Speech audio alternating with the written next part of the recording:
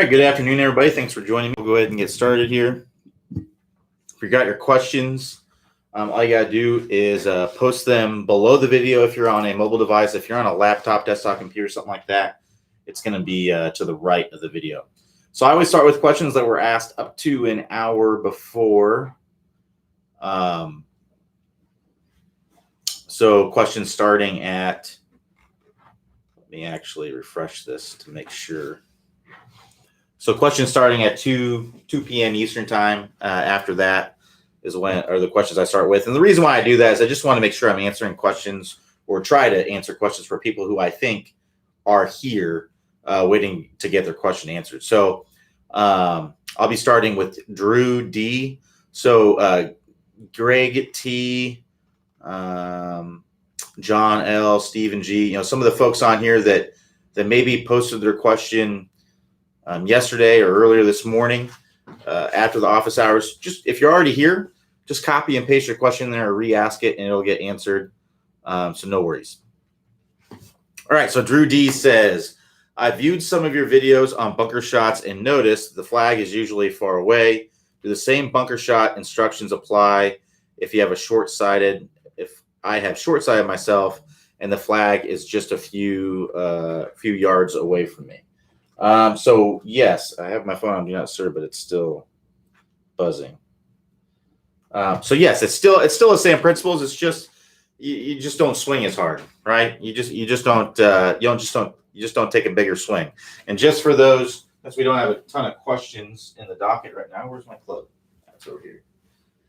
I'll kind of go over a basic kind of bunker shot with you. So a little bit of a wide stance.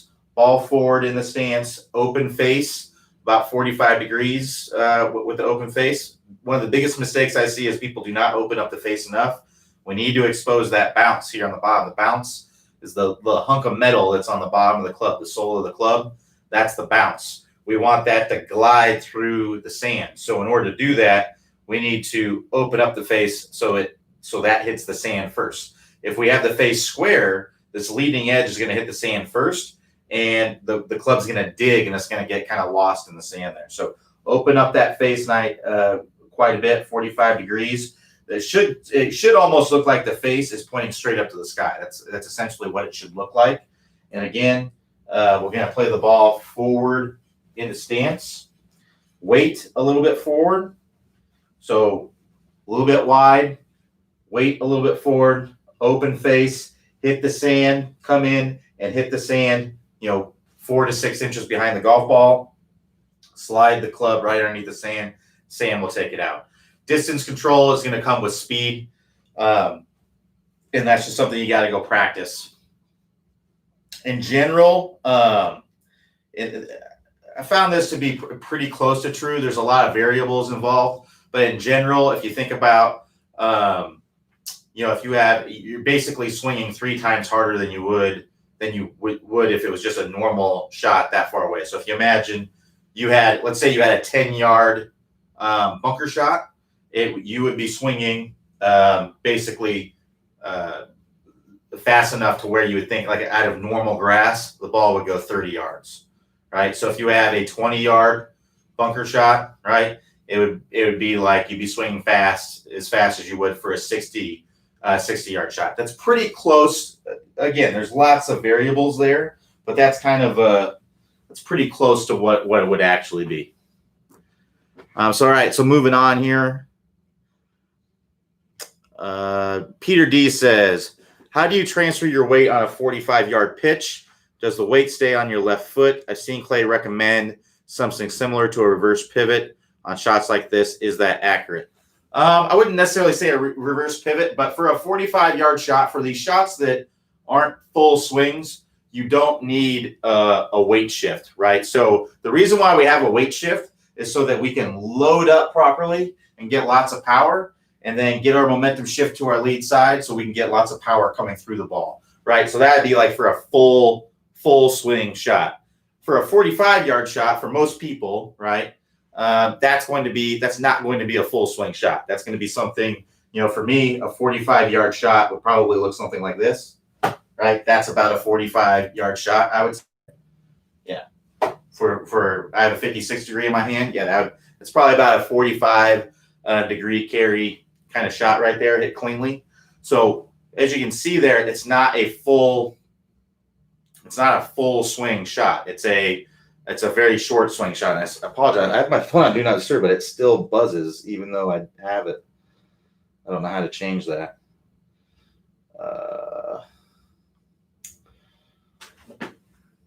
I thought Do Not Disturb was meant Do Not Disturb. So anyway, sorry about that.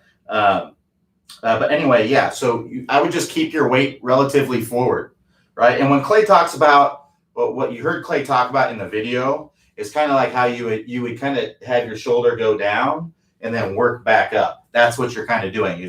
As you're going up to the top, your shoulder's working down a little bit and then working back up. That's what's going on. So you're not technically like reverse pivoting necessarily. Your reverse pivot's kind of where you lean back one way and then you lean back the other way. Here, you're kind of leaning forward and then you move through. You're not really leaning back that much the other way. It may kind of feel like it, but your shoulder's kind of moving up. You're not falling away. You don't want to do that on a pitch shot. You don't want to lean forward and then lean backward because then your low point's back here. So basically, you kind of want to pivot around, keep your weight pretty much on your lead side here, and you're going to pivot off of there. It's going to kind of feel like maybe you're reverse pivoting, but that's not actually the reality of what's going on.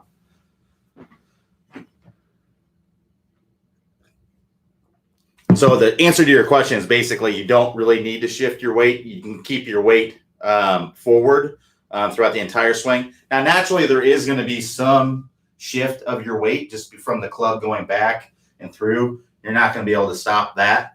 But if you keep it here for the most part, you don't have to load up and then shift forward. You're just keeping it there and pivoting around on your lead leg. All right, so and keep your questions coming on here. Bentley R says, was seeing big gains in speed until I hit the sumo step exercises. If I flex my front leg during backswing, my weight wants to shift forward during the backswing rather than when it should. Not sure what that has to do with the, oh, I see what you're saying. This doesn't seem to be an issue if I flex at setup in a more athletic stance.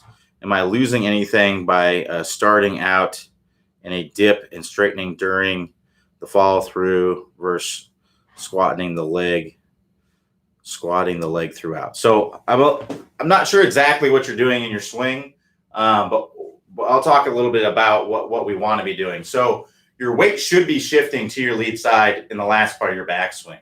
So that might be where there's a little bit of confusion there. You should be shifting your weight forward in the last part of the backswing. And that's part of what the sumo step is all about. We want to be stepping forward and getting our weight shifting forward. Because most people, what I see, or I shouldn't say most people, but a lot of people, especially those who struggle with distance and can kind of swing all arms, they won't really start their weight shift until the arms are already started down. By that time, it's too late. You're already swinging your arms in front of your body. If you look at tour players, what you're going to see is as they go up to the top of the swing, as they're reaching the top of the swing, you're going to see how they actually start moving forward. Their momentum's moving forward. They're building pressure in that lead leg. And then from there, they're able to start everything and get some good lag and get some good sequencing and things like that. And that's really what that drill is all about. So you do, just as a clarification, you do want to be shifting your weight forward in the backswing, in the last part of the backswing. In the very beginning, you're loading up. So right away, you're loading up. That's kind of the other mistake I see is that people don't really load up their backswing until they get to the top, until they're getting to the top of the swing. They're doing that too late. You should be loading up right away. Soon as even before the club starts going back, I would try to feel like you're getting pressure in that trail foot and you're pushing that hip back.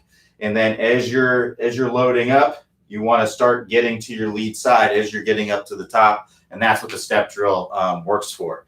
Now, you should be in an athletic position at address. You don't want to be like this, right? That's not very athletic. You want to be able to react. And you don't want to be like this either, because that's not actually very athletic. You want to be in a position where you feel like you can move. So a big mistake that I see a lot of people make is either their legs are too straight, they can't really react, in the backswing, or the bigger one is that people they try to be stiff as a board, right? So they stick their hips way back. They try to have their back like it's like it's a board, and they put their butt too far back over their ankles, and from here it's just hard to move, right? You just feel stiff. So what I would try to feel like is you have a little bit of flex in the legs, almost as if I was going to come up and push you right in the chest. Like, how would you react to that? You wouldn't stand there like this because I would just push you over, and you wouldn't just stand there like this because I would just push you over, right? You would have a little bit of flex in your legs so you can react. That's exactly how you want to be. So a little bit of flex in your legs, have your butt underneath you a little bit, right? So it's going to almost feel like your butt's tucked under a little bit. It's okay to have a little bit of rounding in the back. If you look at most tour players, they actually have rounding in the back. There's very few that are like this, right? There's just very few that have that kind of posture. Most tour players you're going to see are going to be kind of like this, a little bit of rounding in the back there. And that's actually a very athletic position to be in. From there, I can move and stuff like that. I don't want to be where I'm just like completely stiff as a board and I can't move my spine. So kind of feel like it's a natural athletic position, almost like you were getting ready to move around or something like that. Because I mean, that's what you're going to do. So you want to be in that kind of position, load up right away in the backswing, get that weight shift going to your lead side in the last part of the backswing.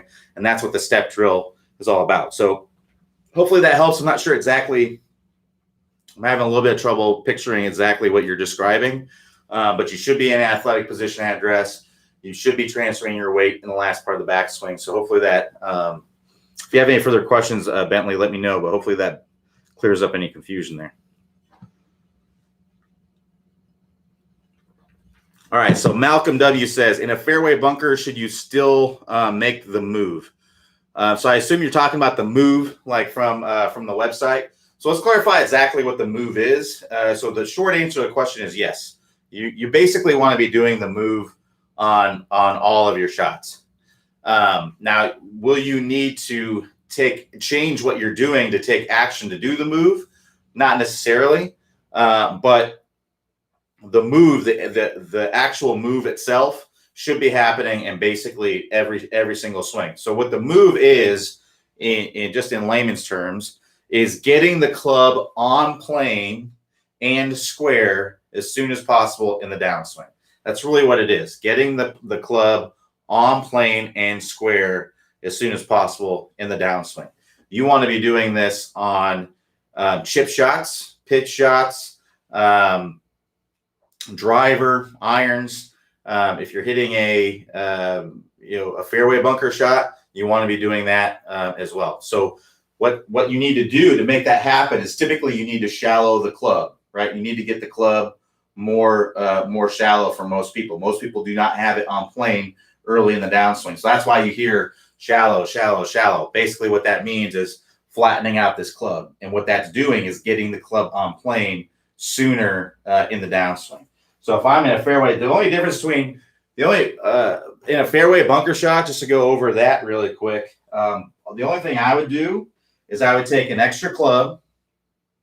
So all things equal here, if let's say you're 150 yards away and you normally hit, let's say you normally hit a 9-iron 150 yards, right? That's your normal 150 yard club.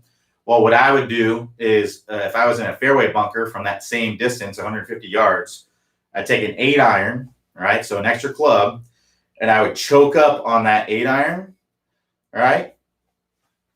That's the first thing I would do. And then when I get into the bunker, I'm going to play the ball, just a ball back in my stance. So normally the middle of my stance and then a ball forward, that would be my normal ball position. But I'm just going to put one ball back in my stance, which is basically in the middle of my stance with an 8-iron.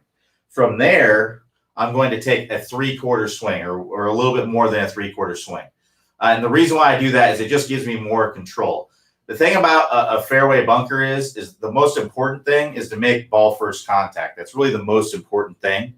So these are all these things that I've done so far are measures to help me make ball first contact. Because if you get much sand before it's going to be issues. There's going to be issues. And if I thin it too much, that can be issues too. So I need to be pretty precise with where this club comes down and hits the sand. It needs to be happening basically right at the golf ball. And I need to be kind of hitting down and through it a little bit. So we can get away with a little bit out of real turf, right? We can get away with hitting a little bit behind or too far in front, and the result of the shot's still not going to be bad. But in the bunker, it needs to be way more precise. So all these measures that I've made are these adjustments that I've made are measures to be more precise and controlling with that. So an extra club, the reason why I'm taking an extra club is because I'm going to choke up and take a 3/4 swing. And that's going to take about a club off of it. And then next, and like I said, I'm going to set up with the ball in the middle of my stance, basically. And again, that's going to help me to get ball first contact. That's going to make it a little bit easier to do so. And then I'm just going to take the normal swing that I normally would. That's really, I wouldn't really complicate it more than that. You're doing the move. I wouldn't try to hit draws and fades out of there. I mean, you can. It's just way more difficult to do that because, again, you have to be precise when you're doing this. So extra club, choke up on the club, 3/4 swing, ball in the middle of my stance, and that's a fairway bunker shot. Nothing else really changes. But you still, just like with a shot off of the turf, you want to get the club on plane sooner and squared up as soon as you can. And it'll actually be a little bit easier with a 3/4 swing. With a normal swing, the club is getting elevated more, right? So I have to usually shallow out the club more to get it on plane. Whereas if it's a 3/4 swing, the club isn't getting as elevated. I'm most likely, depending on your swing, I'm most likely going to need to shallow it more. But I can also have that face already square and then be able to turn. That's part of the reason why the 3/4 swing, you can have a little bit more control of that. And that's 3/4 swing is going to be around lead arm parallel, somewhere in that area. That's going to be where your 3/4 swing is.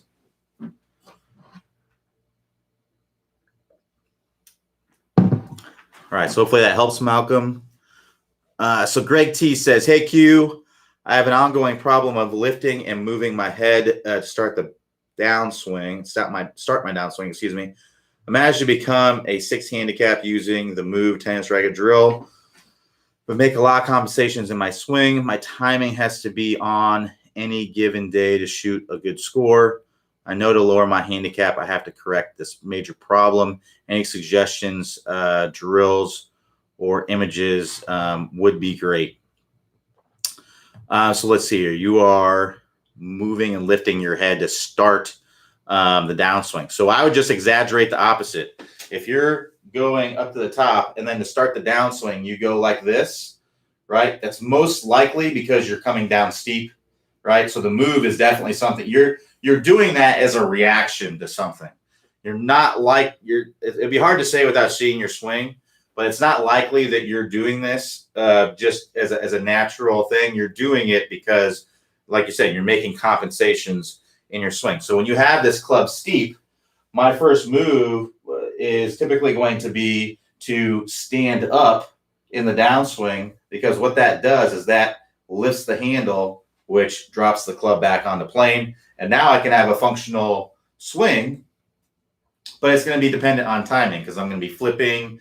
My ground contact's probably going to be a little bit worse. I'm going to tend to hit thin shots. I'm going to probably, even though I'm standing up to get it back on plane, that club is kind of whipping down onto plane, and it's going to be harder to control. I may come over the top sometimes. I may drop the club too much underneath. So the plane may be, my club path may be a little bit harder to control. Face contact, strike location may be a little bit harder to control because of that. So yeah, the move is most likely what you need to move, what you need to work on. In conjunction with that, the feeling of what I would try to do is when you're working on this tennis racket drill, is I would really exaggerate this flexing of your legs as you're coming down. Really try to feel like as you're starting the downswing that you're really falling to your lead side and shallowing out this club quite a bit as you're doing that. So that's what I'd recommend, is just you understand what you need to do. It's just a matter of really exaggerating it, getting out of your comfort zone. It's going to feel uncomfortable. If you've always done this your whole life, it's going to be difficult to feel that. It's going to be very, very difficult. So you just got to stick with it. Start out slow, build up the speed, exaggerate as much as you possibly can. You're working on the right things. I would just try to exaggerate the dropping down in the transition. Go slow with it at first. Go really, really slow. If you can't do it slow, there's no way you're going to be able to do it fast, right? So start out slow with it, get to where you can do it slower, and then build up the speed from there.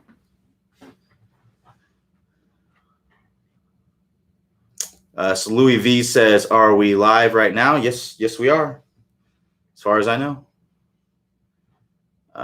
So Richard G says, my swing speed is in the 90s, but when I hit the ball, it is in the 80s. How to correct, please? So that's pretty common. Some people have faster swing speeds with the ball versus without. I would be one of those people. I actually swing faster with the golf ball there versus just swinging through the air. Whereas some people are the opposite, which it sounds like what you are. Clay can swing faster without the ball versus the ball there. So it's not really anything you need to correct per se. It's just that's a fairly normal thing that happens. But I'd be just working. I wouldn't be worried about necessarily what your swing speed is so much without the ball, because that doesn't mean much, right? That really doesn't mean much. It only means anything what's going on with the golf ball there. So what I'd be recommend doing is doing a lot more training with the golf ball there. If you want it, you can. I mean, there could be things going on, the things that you do in your swing. Most people can swing faster without the ball there, because there's no compensations that have to be made. There's no adjustments that have to be made. Like, you're just swinging as hard as you can. And I bet you on those swings where there's no golf balls there, you would most likely be completely missing the golf ball if there was a ball there. And if you did connect with it, it most likely would be not straight. Most swings that I see that are practice swings, the face is wide open on these swings. So, you may be making compensations with your swing so that you can hit it straight, right? So that you can hit it where you want to, in the desired face and path and strike location, all that stuff. So generally, you will tend to swing faster without the golf ball. But like I said, for some reason, myself and I've seen a few people can swing faster with the golf ball there. I'm not really sure why, but yeah, that can happen sometimes. So, but anyway, work on hitting.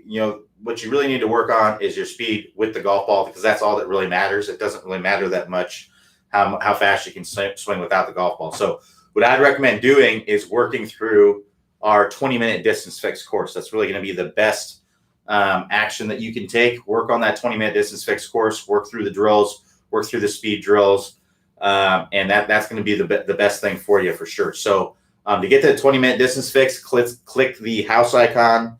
That'll take you to the home page. Scroll down the home page, you'll see a list of all the courses that we have, and then select the 20-minute distance fix and get started on the drills.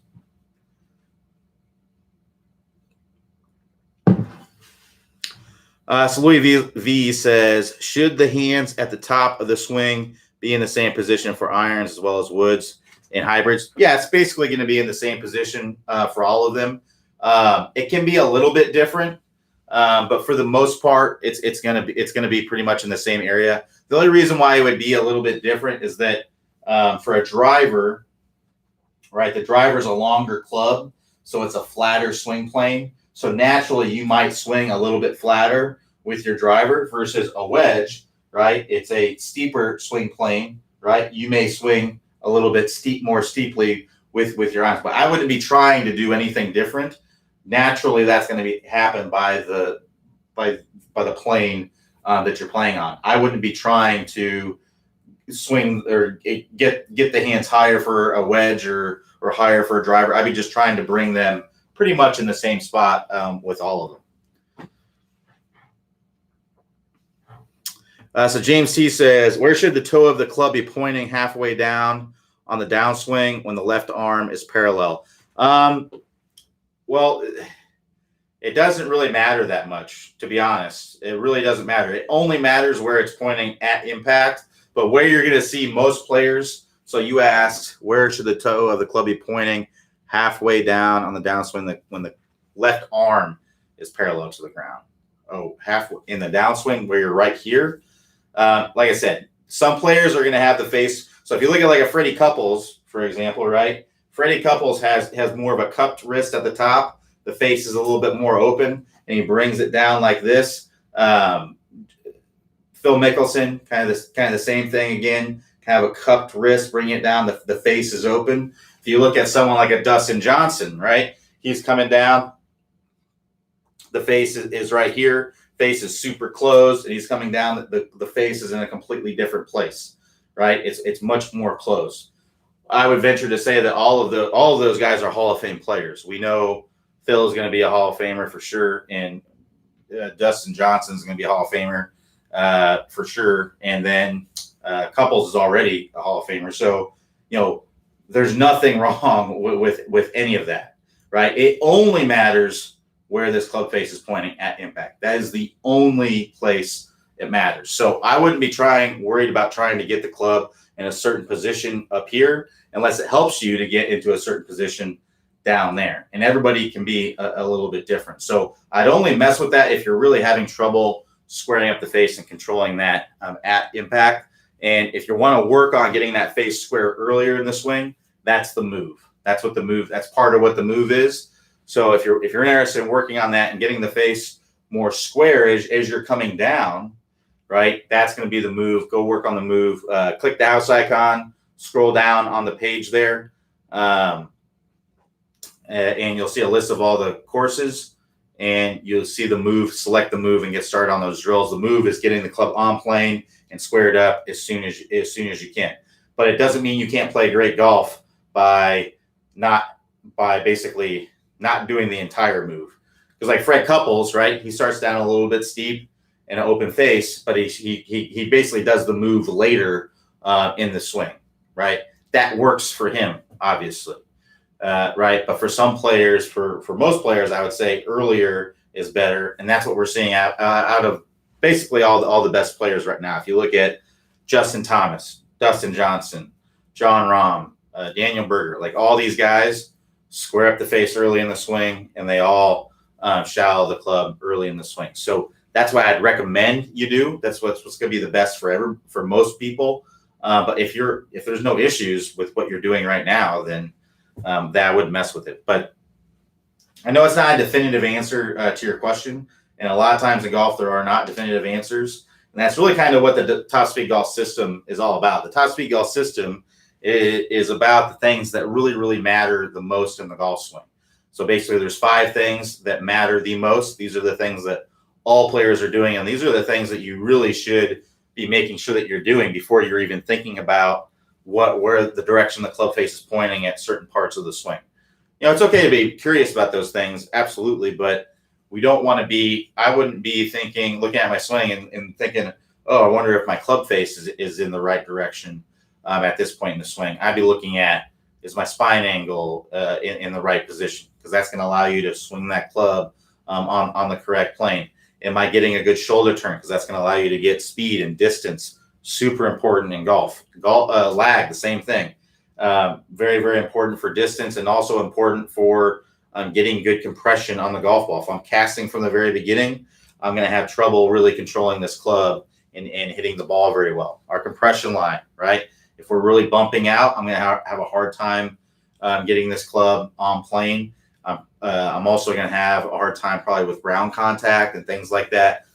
There's going to be some issues there. Straight line release, same kind of thing. Goes along with the lag. I'm going to have trouble controlling some certain pieces of my swing, ground contact, loft, and things like that if I don't have a good release of the club. So these would be the things that I'd be looking at improving technique-wise, and not so much where the club head is pointing at certain points in the swing.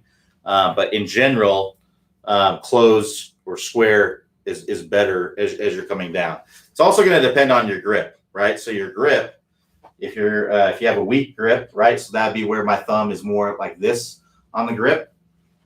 If I have a flat wrist here versus if I have a strong grip, you can see where the club is pointing in a different direction versus a weak grip. So it also depends on your grip a lot, the position of your wrist as you're coming down. But like I said, impact's the only place where it matters. So Malcolm W says, thank you, no problem. Louis V says, is dropping the elbow the easiest way to shallow the club? It's really the only way. I mean, the only way you're going to get you can't keep this elbow out away from your body and get the club to shallow. It's really the only way. You have to bring the elbow. The elbow has to work in some. It doesn't have to get tight up to the body. In fact, most players don't have it tight up to the body.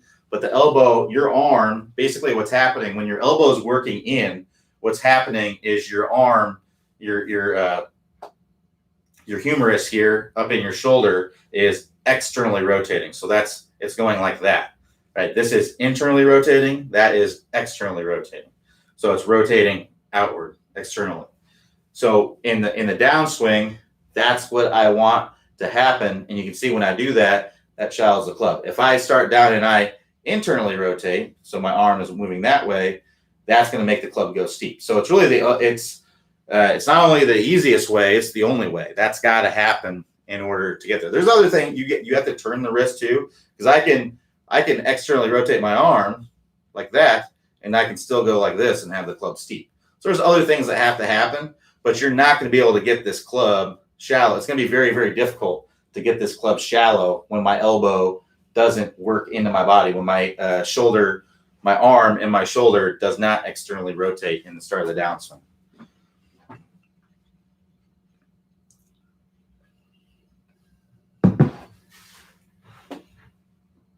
All right, so John S. says, how do you put extra spin on a shot when situations call for ball backing up? So that's a good question. So one thing to keep in mind is that even in certain conditions, there's certain conditions where you just won't ever be able to get the ball to back up.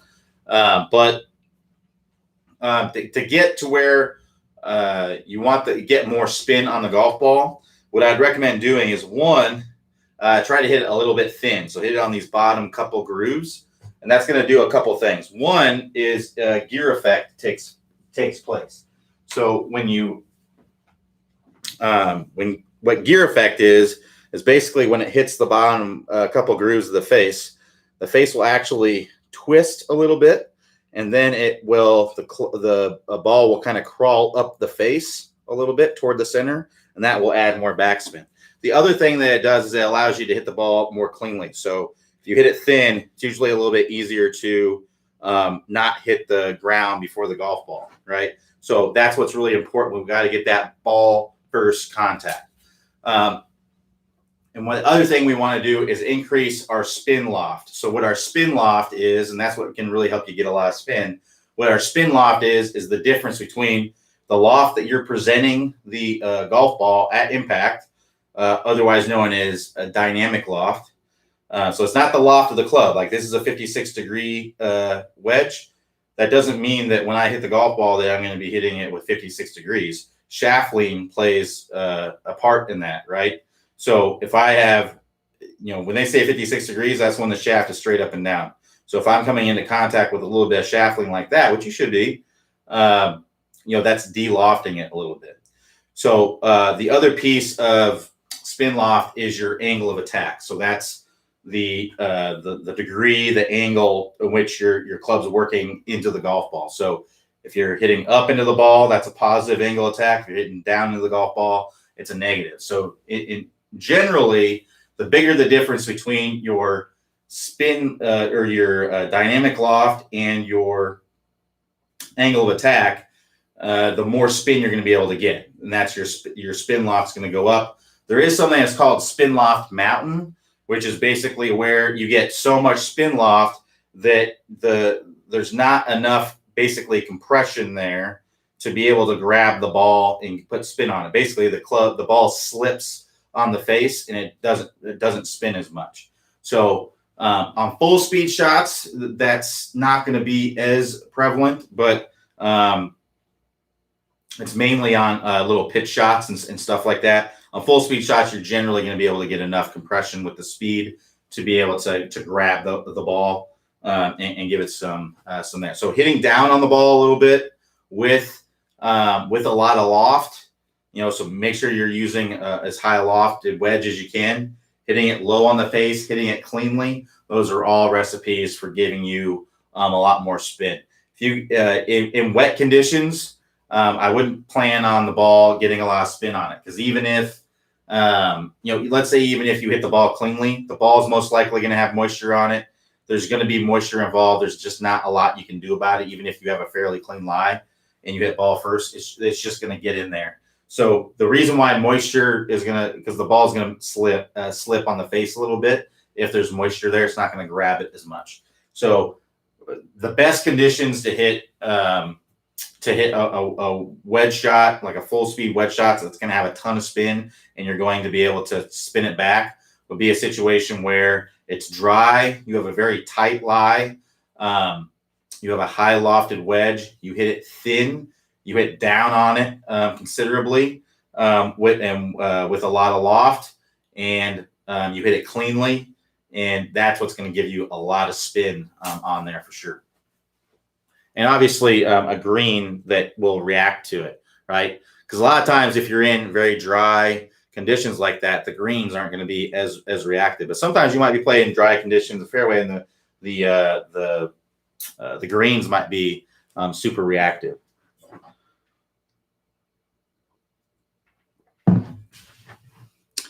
So Peter D says, new TSG, looks like the 20-minute distance fix is recommended to start, but my swing is very steep. Is there a part of the system you would recommend to do before the distance fix? Current swing speed is about 118 with a steep swing. So if you're coming down steep, I'd recommend the move.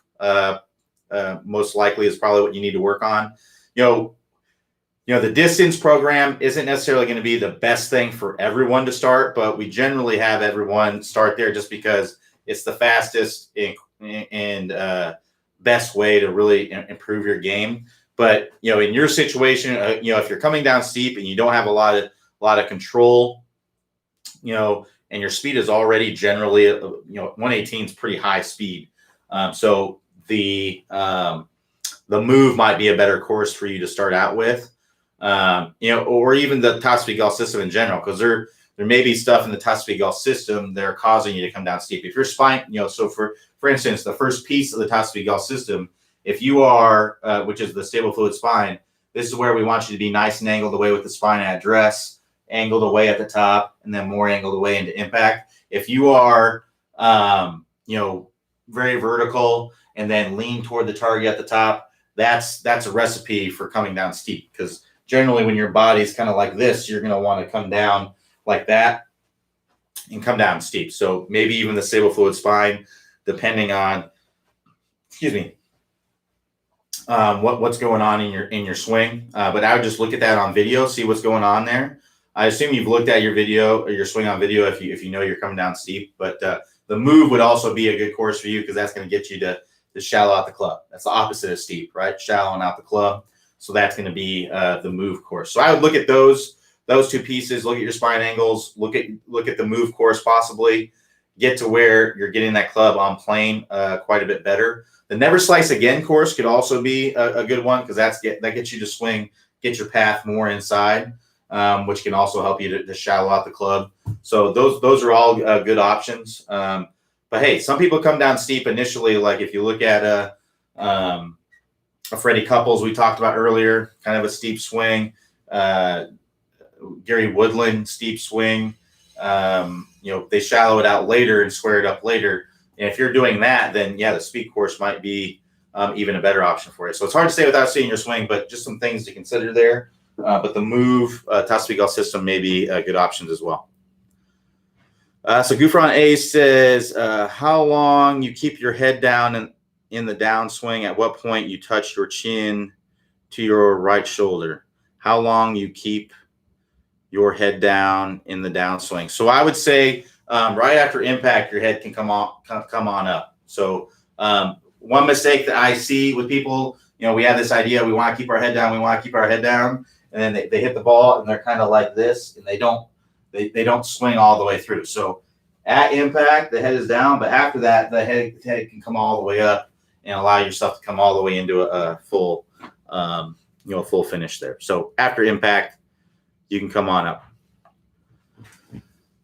David S says, I see varied emphasis on how forceful the hips rotate and how soon they precede the upper body on the downswing. I watched the power turn videos and there's only slight mention of hip turn.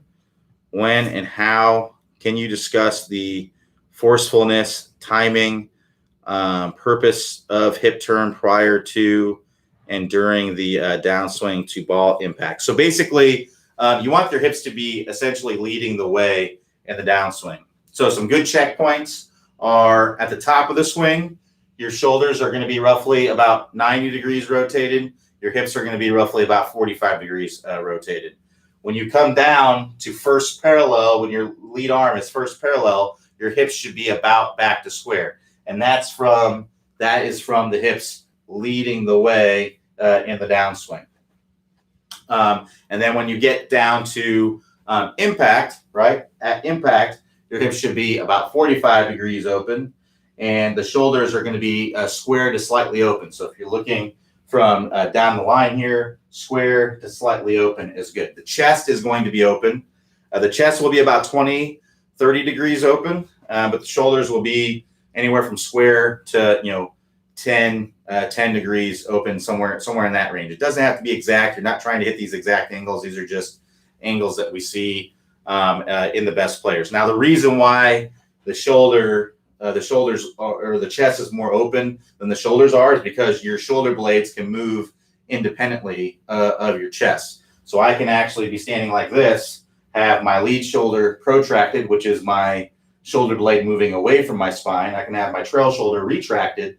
And you can see my chest is pointing straight that way, but my shoulders are pointed that way, right? So that's how that can happen. So that's basically what's going on there. And that's because if your hips are leading the way, they're creating momentum, right? So if our hips go, the middle of our body goes, our chest goes, our shoulders go, our arms go, and then the club, the hands bring the club in. It's creating momentum. There's a video on the website. It's called the Momentum Train, where Clay talks about that. So we talk about this more in the straight line release and compression line courses, not so much in the power turn. The power turn is more about getting your body turned away and then coming all the way around into a full finish.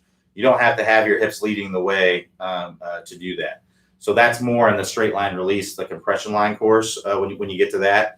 But basically, what we want to be doing is we want to be creating momentum. So if you imagine if you have a train, and this is just from the Momentum Train video, if you have a train that's going 60 miles per hour, right? Then you take another train, you put it right on the ceiling of that train, and it's also going 60 miles per hour. And then you put another train on top of that train, it's going 60 miles per hour. So all these trains are going 60 miles per hour relative to the ground or the train below it. But that top train, right, it's going 180 miles per hour relative to the ground below it. So that's what's happening in the golf swing. If my hips are moving, these are just arbitrary numbers. It's not really what's happening. But if my hips are moving 60 miles per hour, and then my chest is moving 60 miles per hour, and then my arms are moving 60 miles per hour, that's going to allow me to create a lot of speed. Whereas if everything's just turning through together, right, I'm not creating as much momentum to create speed. I'm not, it's like cracking a whip, right? If I just take the whip and I just go like that, it's not going to have as much speed. But if I kind of whip my arm kind of like that, I'm cracking the whip, I'm creating that momentum as it's coming through there. So that's basically why you want to do that. The other thing is that you want to have the body opening up as you're coming into contact, so that way you can have good impact conditions. So it's not just about creating speed, it's about creating forward shaft lean. If I have everything kind of coming through together, I'm typically going to release the club right here, right, instead of out front. If I have my hips kind of leading the way, my body's opening up, I can release this club more out here. And then if I release the club more out in there, I'm going to be able to get into this kind of position at impact where I have forward shaft lean. I'm de-lofting the club. I'm able to get more compression. I'm also able to control my ground contact a little bit more. So when I release early, what typically happens is I'm going to come in very, very level with the turf. And it's going to be I'm going to typically tend to pick the ball off the turf. So if you're a picker, you're someone who's always picked the ball off the turf, you never really taken much of a divot, and most likely you're an early releaser of the club. Now there's ways around it. You can get a little bit more forward, get your compression line a little bit more forward, and be able to take a divot. But what tour players do is they come in and they rotate their body, right? They get everything opening up. They get the hands in front. They compress the golf ball more with forward shaft lean, and then they hit down and through the golf ball a little bit off the turf. So that's really what that's all about. But that's, as you go through the system, that's what we kind of work through in there.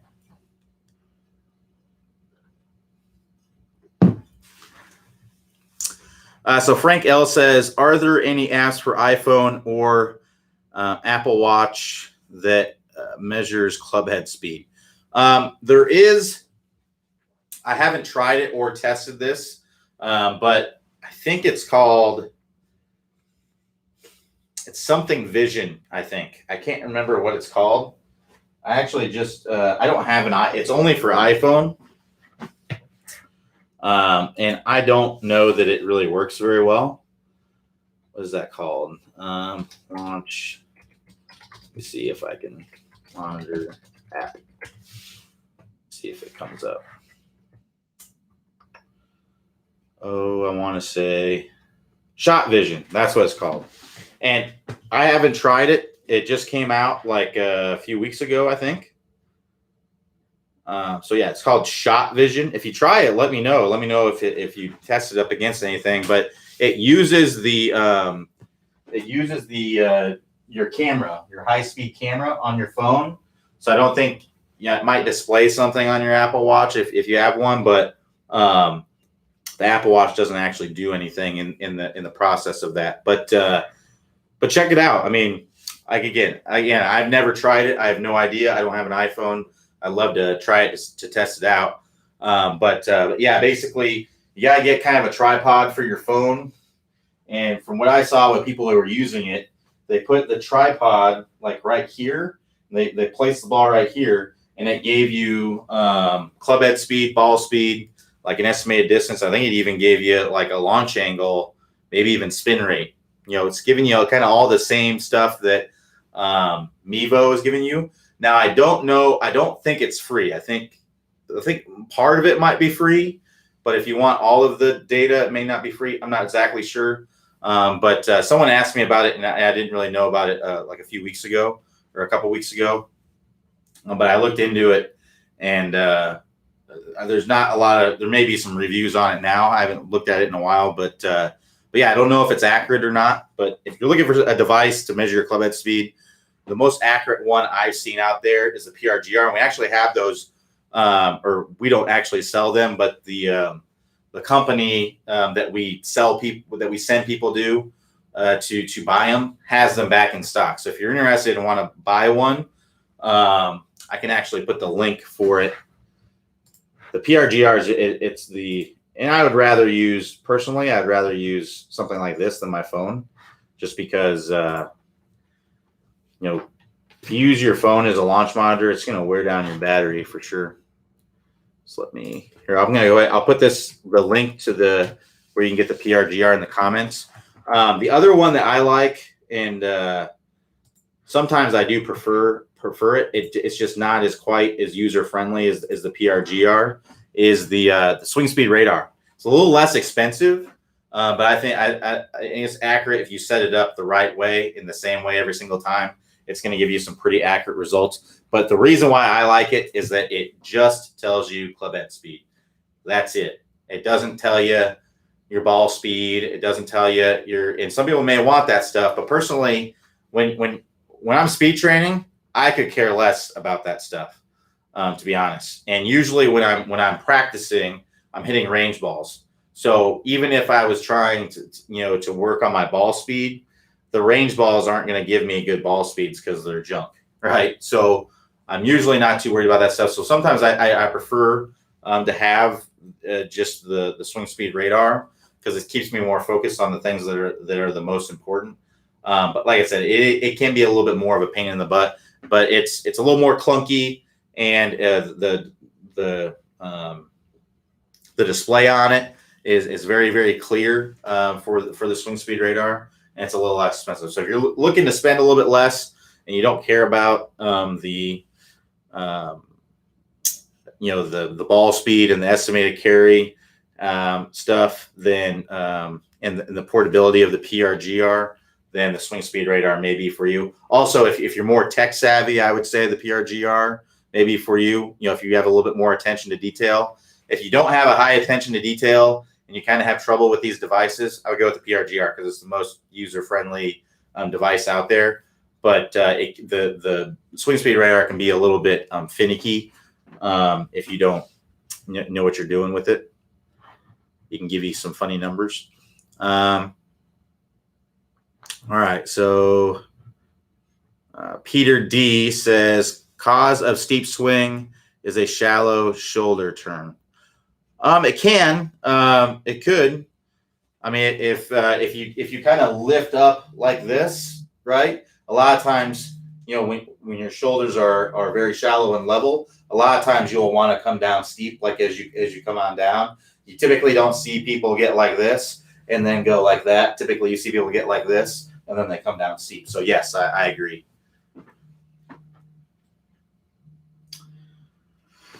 So again, I don't get any phone calls all day, and now during office hours here, I get several phone calls. So anyway, I'm usually not this popular. So let's keep going here. So Saki K says, hi Q, when talking about getting spin on the ball a little earlier, I think you mentioned hitting it thin with a high lofted club. Please, can you show or explain what you meant by this? So a high lofted club would be like a wedge, like this is a 56 degree, 60 degree would be a high lofted club. Basically any wedge is going to be a high lofted club, but obviously 60, is going to be, 56 is going to be what most people probably have. But lob wedge, sand wedge, those are high lofted clubs. And then hitting it thin, what that means is just hitting it low on the face. Hitting it low on the face. So the bottom couple grooves, that's all that means. And like I said, when you hit it thin, the ball actually, when it compresses on the face, it will crawl up the face a little bit. When it compresses on there, it'll kind of roll toward the center of the face, and that adds a little bit more backspin.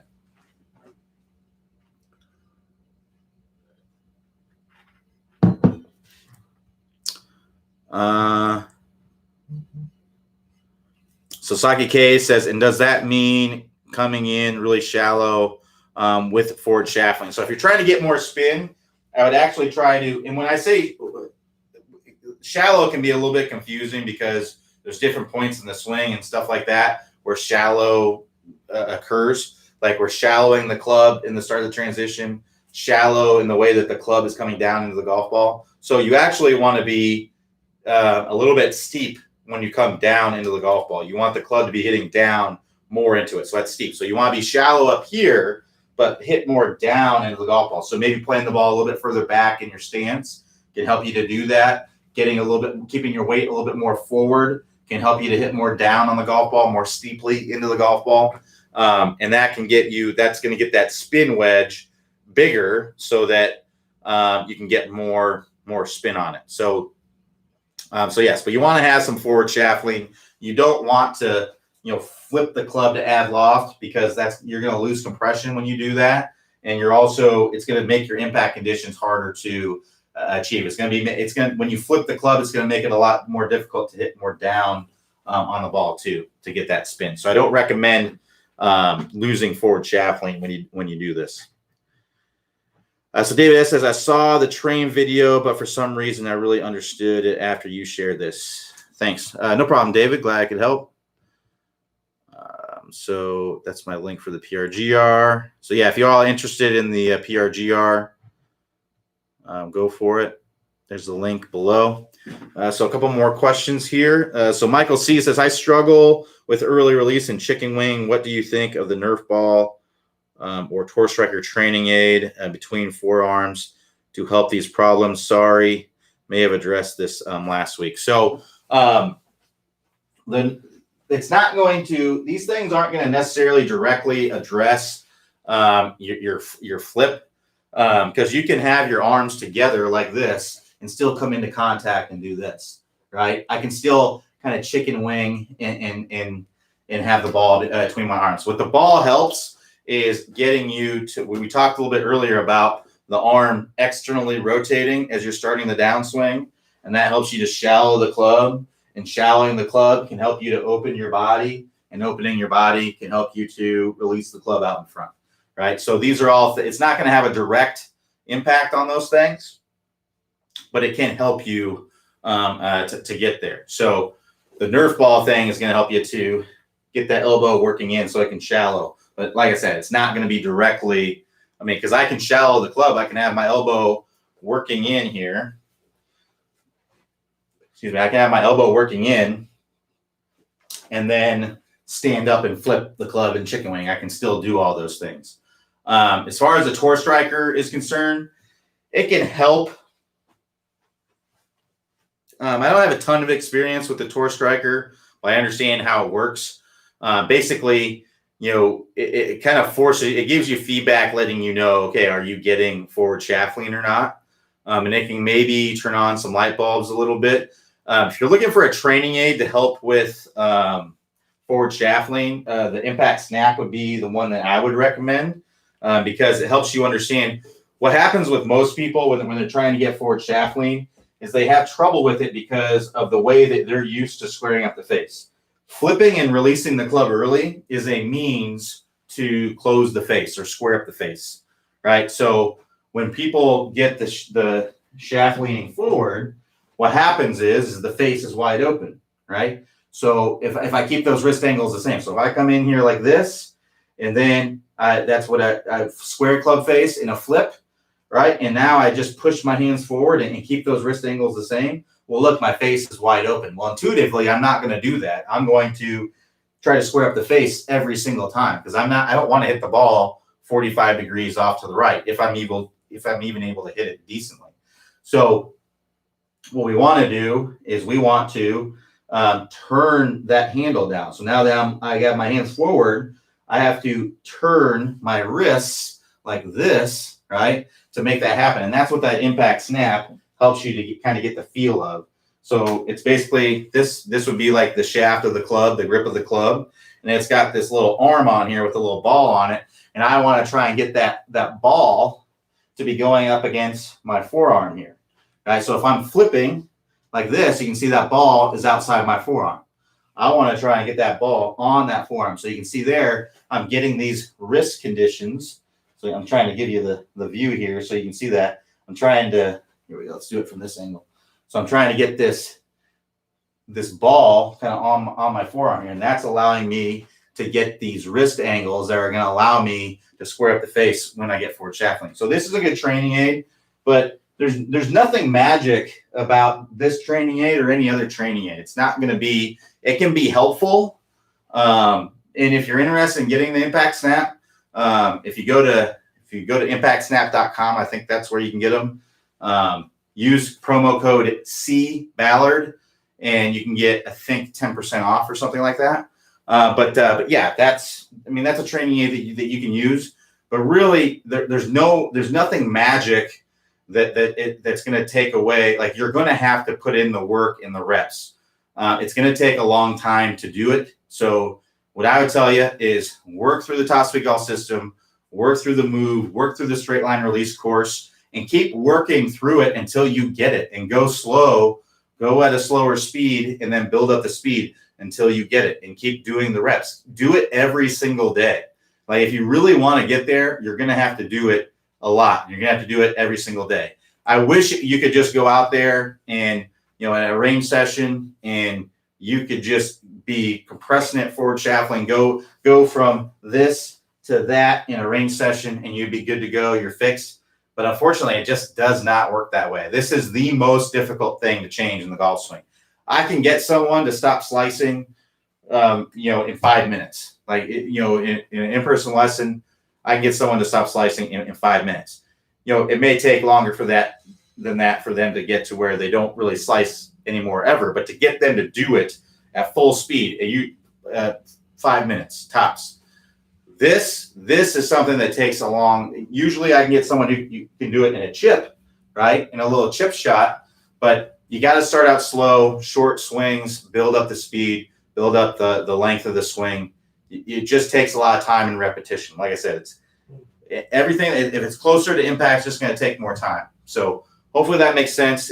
Sorry if that's bad news, but there's not going to be a training aid or a drill that's going to be the answer. There's going to be something that may help you to get there, but it's still going to take lots of time and repetition. This is why we tell you 3,000 reps. Like, it's not because we're trying to keep you busy or anything like that. Because that's how long it takes to make these things second nature. So a couple more here, and then we will finish up. David D says, just bought the PRGR and having used a friend's SC200, like the SC200. What is your opinion on the difference between these two? Think buying the SC200. Well, the SC200, they no longer make it. We used to recommend that one. I think the SC200 is right up there with the PRGR. I like the PRGR more because if you want to do swings without it, I know I said earlier that it's not important to the speed that you get without the golf ball isn't as important as the one. Obviously, it's not with the golf ball. But if you're in a situation where you don't have a net, you don't have space to have a net, but you do have room to like swing a club like in your backyard or maybe even your house or something like that, you can get speed. You can you can swing without a ball on a PRGR and get some speeds and get to where you can see if you're swinging faster as you're doing it. And there is absolutely some merit to that. So I would put the PRGR above it for that reason. And then the other thing about the SC200 is that sometimes on a hot day in Florida, I don't know where you live, but in Florida, those things, you get the sun beating on them things for a little bit. They tend to start acting funny.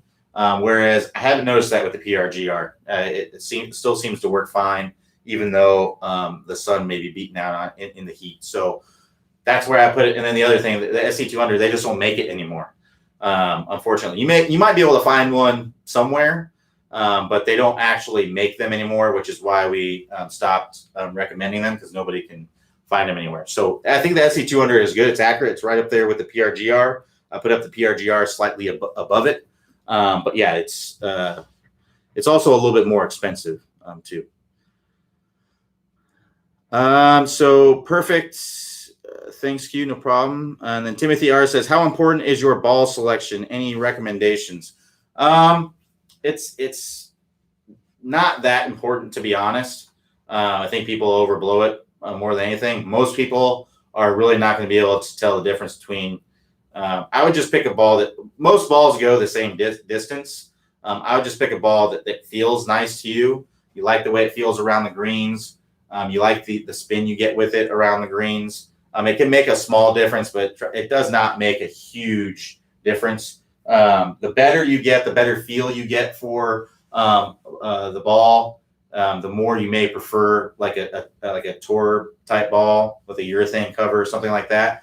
What I like is the MTB Blacks. These are great golf balls. So Snell MTB Black. This is basically what we get these for free. Snell sends them to us. We use them in our videos. But even if I didn't get them for free, I've actually bought some before.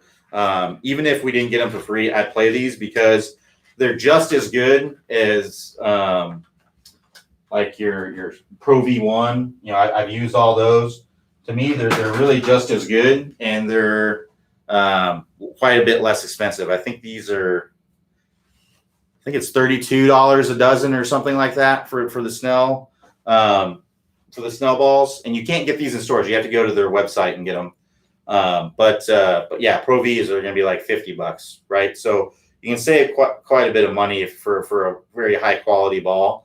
But honestly, yeah, I play all kinds of balls. If I find a ball in the woods, I'll play it. I'm not afraid of doing that. I played all kinds of balls, and honestly, short of like, there's some golf balls that just feel like rocks. like a Top Flight kind of feels like a rock when you hit it. I don't really like the way those feel, but for the most part, I can definitely tell the difference between golf balls and the way that they feel when you hit them. But performance-wise, I don't notice much of a difference between the balls. The only thing I would say is that I got a sleeve of Pro Vs recently in it was just like I played in a scramble, and it was like in a gift thing. So it was, that's the right spelling, Snell.